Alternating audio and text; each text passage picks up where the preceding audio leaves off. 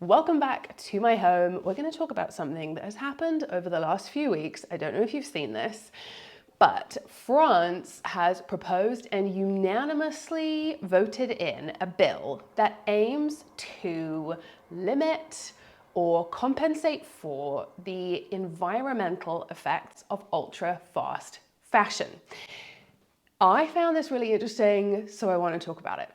I am Kezia from The Whole Home. My goal on the internet is to make lower footprint living a bit easier, a little less judgy, and a bit more budget friendly. So that is what I do here. If you want more of that, you can hit subscribe for all kinds of things in that journey of life. But today we're gonna look at this bill. We're gonna do a little overview of the whole thing and my thoughts on it. And I wanna know yours too. So feel free to drop a comment at any point. I wanna know what people think about this.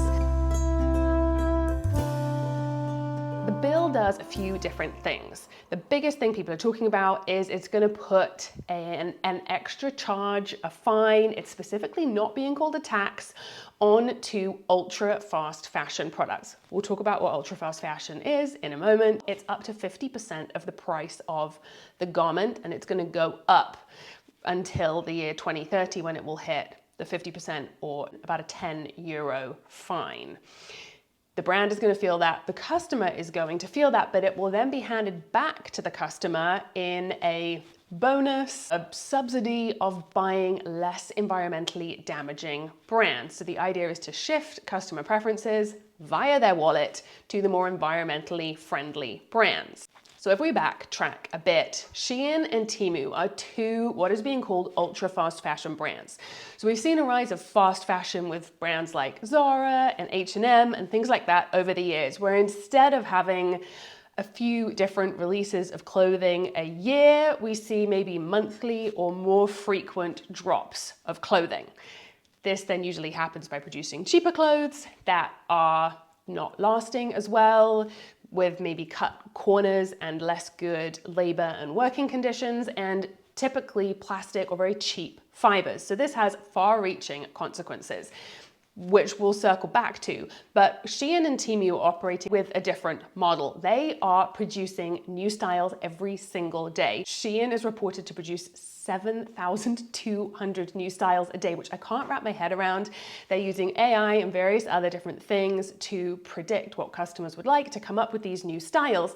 And then instead of predicting so far ahead of time customer desires, they are releasing really small drops that they can then scale very, very quickly depending on what people are wanting, which means they are kind of training consumers to come back every single day and look for new things, perpetuating this idea that we need more new, but also to make that happen, to get that really short lead time and get it to the customer really quickly. There are a lot of questions over the human impact in terms of labor, but also the clothes are predominantly polyester, which has major environmental consequences from start to finish of its life, but it is not going to biodegrade. It doesn't last very long, so the clothes don't have a very long life. So that combined with frequent drops and very low prices that they are able to achieve with the way that they operate, there is a huge environmental impact, and this is what France is trying to combat with this bill.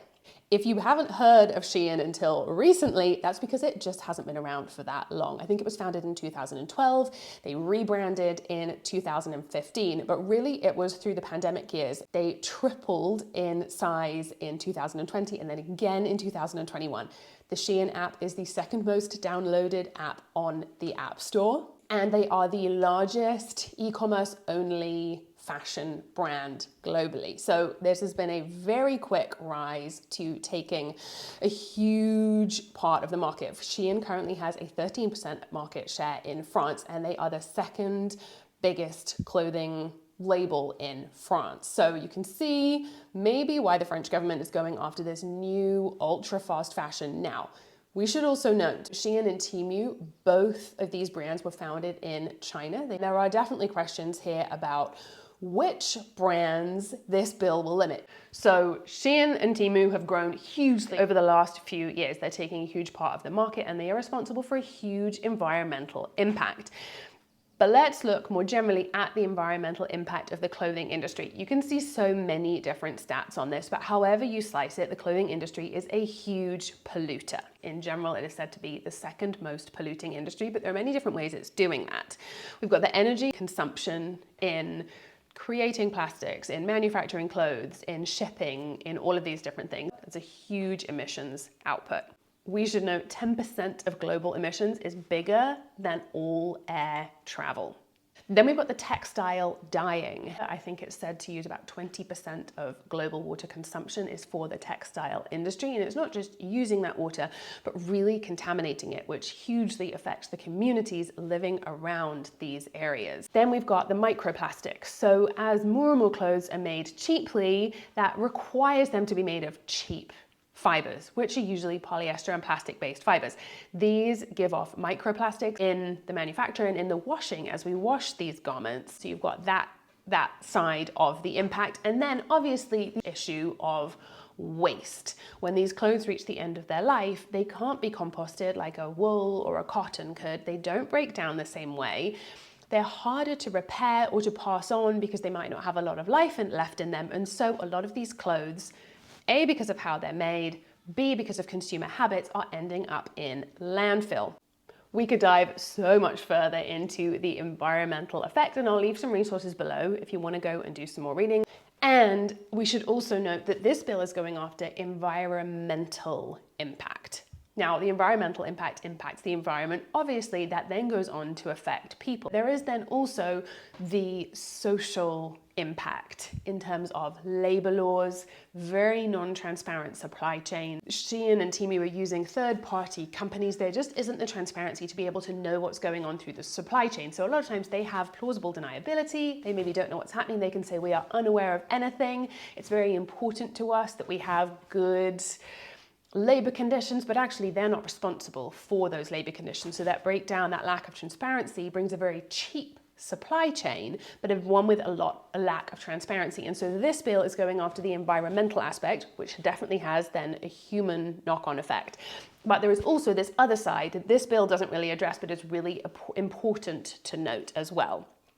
But France's response to this is this bill limiting ultra fast fashion. So it kind of goes after three different things. Firstly, it's adding this fine, not a tax, a fine to every ultra fast fashion item sold in France.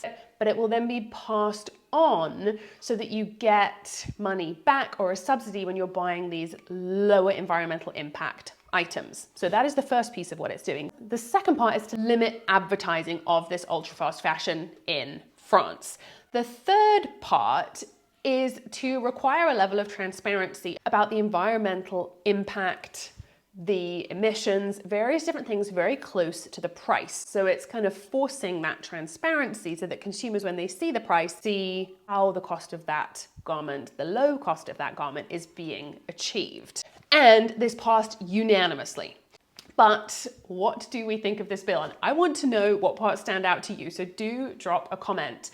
My main thoughts are we need change. We hugely need change. If you look at the projections for the fashion industry, the negative impact of the fashion industry is only climbing. We need to do something to change the way we consume, both on an individual level, but also probably on a broader level. So I'm really interested to see how this bill plays out.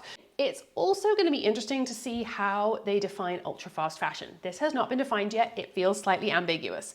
They are tying it to the number of new garments produced and available per day. So that 7,200 number from Shein, that's kind of the part that's being policed here and is going to be used to judge what brands are limited in this bill and what brands are not. But no numbers have yet been put on it. So that will be interesting to see if those European brands like Zara and H&M are also limited in this bill, which they absolutely need to be. We had a problem before Shein and Temu. Obviously it's getting bigger, but they are not the only source of the problem. There is a lot more that needs changing here. Again, in terms of the advertising, with TikTok being a huge way that Shein has come to fame and has gained a lot of that market share, being it's been through TikTok. Is that going to be limited? Is that kind of advertising going to be limited? Can we limit that more organic user-generated content? We will see how that plays out as well. But any way that we can maybe limit that showing up is maybe a good thing. We'll see. Shein has responded to this bill, and one of the things that a spokesperson for Shein said was that this is going to disproportionately penalise the most cost-conscious consumers. They have also said that this is going to worsen the purchasing power of French consumers at a time when they are already feeling the impact of a cost of living crisis. So this is definitely where Shein and Temu and those kind of brands come in, is where people want more for less. Now, some of those are people who cannot afford to spend more, but not all of them. A lot of us, as you look at consumer habits, are buying more pieces for a lower cost, but actually the amount we're spending is not going down. What we're doing with our money and how long we keep a garment for is changing. So it's not necessarily true that it's going to hurt people when they're already feeling a cost of living crisis. It may actually just change consumer habits, which is absolutely what we need to see happen: buying less, buying slower, and buying different items. Here, though, what we should already note is they're talking about the people who have less and need these cheaper items and saying this bill is going to hurt them. That is only looking at the French people. Obviously, this bill is for France, but we need to acknowledge that the impact, social and environmental, of the fashion industry as it already is massively hurting those people. Different people, maybe not in France, but this is having a negative effect on people already. As it operates, it's having a negative effect on people, and we cannot ignore that. We need to look at everybody here. But the idea that this is hurting the people who are more cost conscious or already feeling cost of living crisis assumes that we need new clothes. And this is the part that we really need to change. And I love what France is simultaneously doing with this initiative to subsidize clothing repairs. They're encouraging people to keep their items for longer, and this is what we need to see happen. The second-hand clothing market is really what I think needs a big PR campaign here, because there are enough clothes on the planet. There are various stats floating around that we have enough clothing on the planet to clothe the next 6 generations, or we have enough clothing on the planet to last everybody for the next 100 years. Clothing, having enough clothing is not the problem here. Having enough clothing to satisfy people's demand for new, that is where we hit a problem. So actually, I think that is the piece that we need to change, is this marketing of needing new, which is hugely what Shein and Temu are doing. They are telling consumers that this is what we need. Come back to the app. There's going to be 7,000 new styles every day. You can have them. They're at a low price. That is what we need to see change. Now, that piece of having the environmental impact next to the price of the clothing, I love. I don't know how much it will dissuade people. I think the fine on items is probably going to be more effective for the largest portion of society. And remember that this is not all about what a government does. We, the individual consumer, have a massive part to play, and the way we spend signals to brands what we want and what we want in the market. When we do go to shop, looking for secondhand items, there is so much clothing resale. Using what is already in circulation, looking there first, consider, do we really need this? Shop on apps like Vinted, go to the charity shops, look at, as we're building our wardrobes, using what is already in circulation and celebrating that. I love when I can go to an event or somewhere where everyone's bought new clothes and proudly go wearing something used and show secondhand is not second best. Also, if we're buying for kids, educating the next generation that secondhand is really fun, it has a really good impact, and it is not a second best option. And if we are buying new, buying from more responsible brands, which in France is gonna get you a subsidy, but even if it does cost more, slowing down, buying less, and then investing in these more environmentally and socially conscious brands, and also looking for natural materials. So cotton and wool and things that at the end of their life, are made well and can be repaired and go on to have a long life, but also they can then be composted. So we all have a part to play here. Tell me what you think, and if you want more reading, there are a number of sites below with really great information. Education is so important that we understand what is going on here and we can make informed consumer decisions. And again, you can hit subscribe if you want more content on making lower footprint living a little less complicated.